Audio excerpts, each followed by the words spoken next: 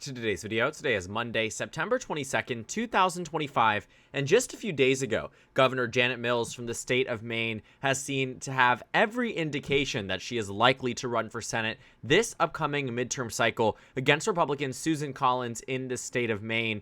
Janet Mills has been serving as governor of Maine since 2019 and is one of the top-ranking Democrats in the state, a state that has very few statewide elections. Nearly all of their appointed positions are extremely high-profile, anywhere from attorney general to secretary of state. These are not races that are won on the statewide level, but rather at the helm and at the appointment of the governor's office, which is why Janet Mills is the first and really only big name that was previously floated a year ago, 2 years ago, as a potential challenger to Susan Collins in the 2026 cycle. Now, since Janet Mills has not yet made an announcement, the most prominent Democrat running in Maine so far is Graham Plattner, who has come to this race as largely an outsider candidate, championing the very same policies and populist messaging that helped Bernie Sanders win in states like Maine in the 2016 Democratic primary. We are finding that this is a very standard case in Democratic politics of an outsider Democratic candidate running for elected office against what is likely going to be the entrance of a more establishment and more well-known and recognized figure across the state of Maine. Now, we don't have a guarantee that Janet Mills enters into the race, but Axios typically is not wrong about these things. They're the ones that broke the story very early on about Sherrod Brown pivoting to run for Senate rather than run for governor. They have a variety of different scoops that are actually quite substantive and is substantiated later on. I imagine that Janet Mills, who has not ruled out a run and has told the press every time she is asked that she is still making a decision, I do adamantly believe that she intends to run for Senate and that she likely will. Thinking about the 2026 race, though, on the Republican side, there isn't much to see here. Susan Collins, the incumbent U.S. Senator here, is running. She has not yet made an announcement, but has left no indication that she plans to retire. I think that the only real way she would do that is if it was a guarantee that she would lose the Senate race, which right now it's about 50-50 odds. On the Democratic side, I already told you Graham Plattner is the most well-known name running for office in this state. He has really gone viral and done very well online and across the state too, between person to person, but it's very difficult to come out and challenge an incumbent governor in this race, even though he announced first, who undoubtedly would have almost immediate name ID and recognition amongst Democratic primary voters. Now, Graham Plattner has already received the endorsement from Representative Ro Khanna, but more notably, U.S. Senator Bernie Sanders from the neighboring state of Vermont. Thinking about, how these endorsements do hold weight, keep in mind, this is a Democratic primary electorate that we will likely see, depending on what happens here, exactly what changes in the race based off who is involved, who is endorsing, who is funding the race, and what types of ads are being run, all of these different dynamics at play here. We can get a better idea a little bit further down the line once Janet Mills makes an announcement that she is running to see exactly where these candidates are. Because Graham Plattner started out strong and has maintained this very strong position in the Democratic primary as someone who relatively came out of nowhere and now all of a sudden is, one of the top names across the state. But Janet Mills undoubtedly is an even bigger name. Now, to give you a bit of electoral context behind Janet Mills, you have to go back to her first election in 2018, statewide election. Janet Mills, this is 2022, 2018, won against Sean Moody in the Maine governor's race here, flipping it from the Republican Party in the 2018 midterm elections. For a bit of context, in 2014, Paul LePage, who self-described himself as the Maine Donald Trump, the Donald Trump before Donald Trump, won his race in 2014 by 4.8% across the state. In 2010, Republicans also had this place too. They had a 1.7% margin. Paul LePage won 2 terms, 2010 to 2014, but by Maine Constitution, Paul LePage could run again in 2022, and so he did. So between 2014 and 2018, Janet Mills took this race and made it so Democrats won it by 8. But by the time they had reached the next cycle, there was wide speculation that Maine might become competitive yet again. After all, in a Democratic wave year, Democrats actually won the national popular vote by a larger margin than they won across the state of Maine. Could it have been a Republican incumbency advantage for the political party, even though the candidate themselves wasn't running? That is something that might want to be explored.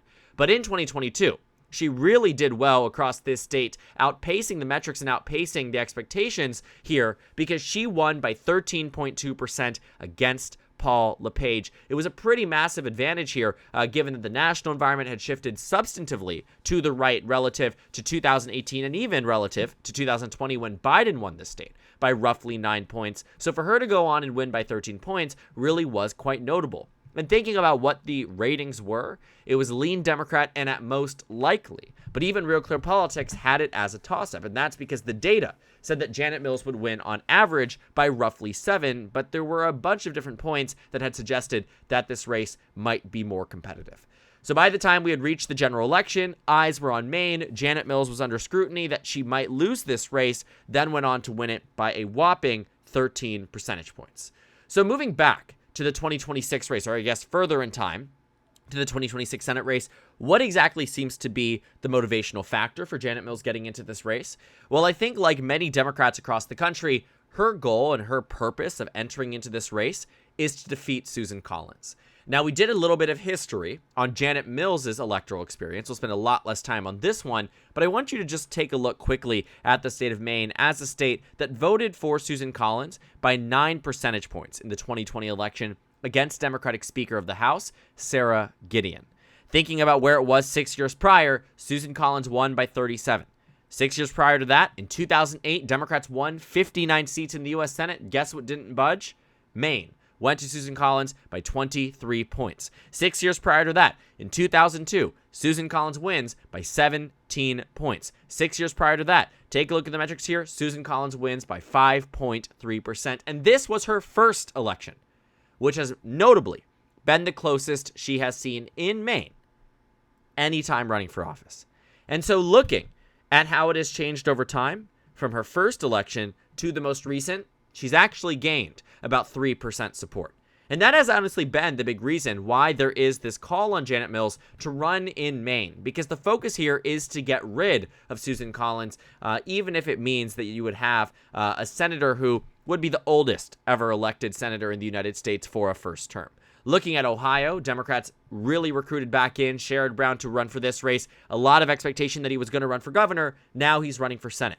In Alaska, a lot of fueled speculation that Mary Peltola might run for Senate in this state. Chuck Schumer has been meeting with her. People think that she's not running for governor because Tom Begich said that he would not run for governor if she was running. They have a meeting. Now he's running for governor. Pretty much indicates that she doesn't want to run for governor, at least not right now.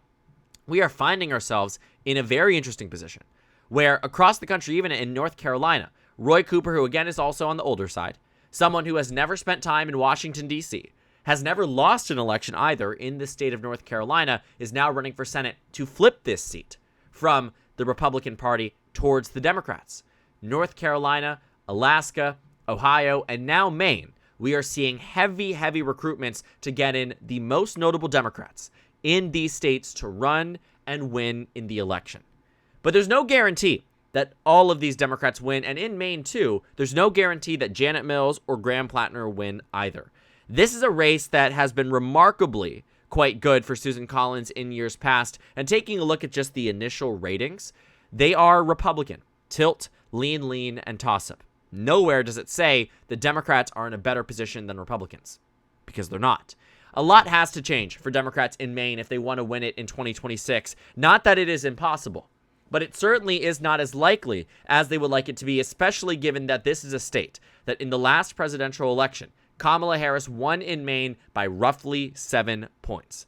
Biden won it by 9. Clinton won it in 16. This is, again, a Democratic state that has been remarkably difficult for them to unseat Susan Collins, and I 1000% understand this frustration and this urgency. Looking at it from that perspective, if you were a Republican, flip the script. In a state like Nevada, it must have felt very good in 2024 for that state to finally go towards the Republican Party, because it had been 2 decades straight of Democrats lucking out, largely in the same way that Susan Collins has as well. And not to discredit her as a senator, who is an extremely talented electoral juggernaut, just on the basis of overperformances, she is, someone to be admired by the GOP, who historically underperforms in almost every single state that they're in Maine.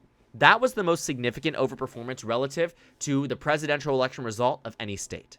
When you look at it from that perspective, it really shows exactly how far her reach was.